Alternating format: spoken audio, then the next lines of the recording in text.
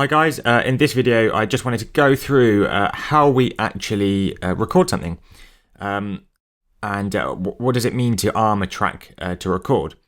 Now the first thing is the obvious one, which is making sure you're on your track so it's actually highlighting it and it highlights as it does here. And then you can quite literally just click the giant red button here. Now this is a software track, so we've got a synthesizer in here as the input. So in order for us to see that we're recording, we need to play something in at the same time. So let's just go ahead and do that. I'll click this record and we'll use Command K on the musical typing here. Okay, so we'll just do that now.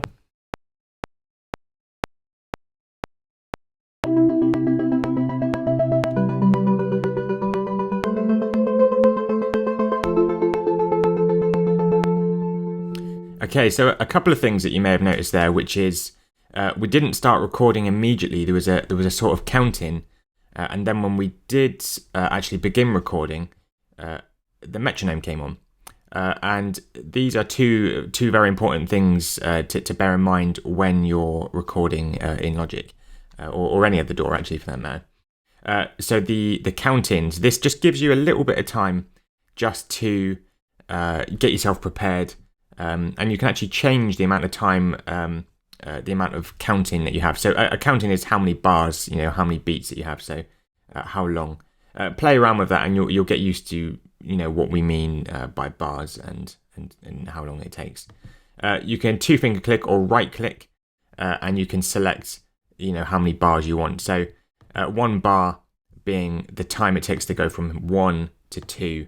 2 bars then would be from 1 to the end of bar 2 here. So 1, 2, 3. Hopefully that makes sense. Okay, and then the metronome. Now this is a constant beat, if you like, that just helps you keep in time. Each one of these beats signals a denomination of time. This is a little bit more complicated. This is a bit of music theory going on. So we'll do a whole separate video on that. But just this helps you keep in time to keep it really simple.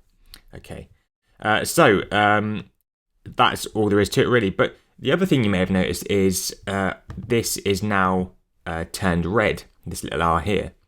Now this is what is meant by arming to record. So and if we hover over it, record enable. If I just try to record without this on, Logic will actually turn it on for you. But some old analog gear, or even some digital gear, won't let you record unless this is enabled. So best thing to do is to click on that one. That allows you to then record this track once it's enabled. Now there is a cool thing that you can do with Logic, which is you can actually record 2 tracks or as many tracks as you like at the same time if you want them to play exactly the same notes, as it were, right? So you can arm more than 1 track at a time. So let's go ahead and do this. So this is another software track.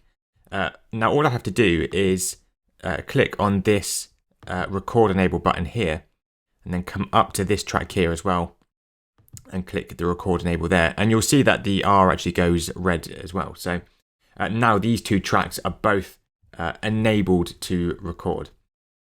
So this time we'll use the shortcut R to record, which is the same as pushing this red button here at the top, and I'll just play something in for you.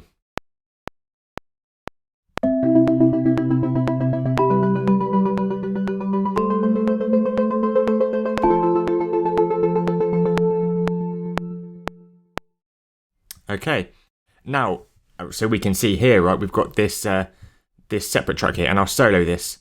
And we can just listen to this. This is just a wine glass sample I made a while back.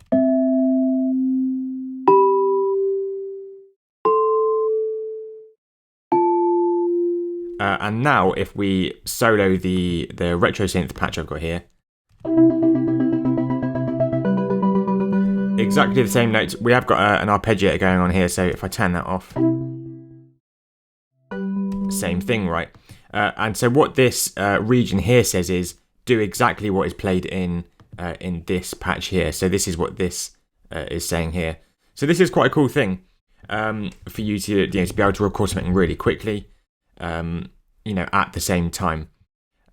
Now we've also got an audio track here, and this is exactly the same principle, making sure that you are, making sure you've got your input selected, and then arming yourself to record. There'll be a bit of doubling coming through there because the screen recording software also records on this microphone. So, and then there's the input monitoring. So, and again, you'll hear a doubling. So what this does is it allows you to hear in real time what you're going to record. So making sure that your microphone level is the right level. Okay, so I won't go into it's exactly the same principle to record. So I won't go into this much in this video. I'll do a separate one which goes into a bit more depth. But that's the basis of it. Just making sure that you click the R to arm to record, and then either pressing this button or just R as the shortcut on your keyboard. Great, guys. So hopefully that helps, and you can start recording something.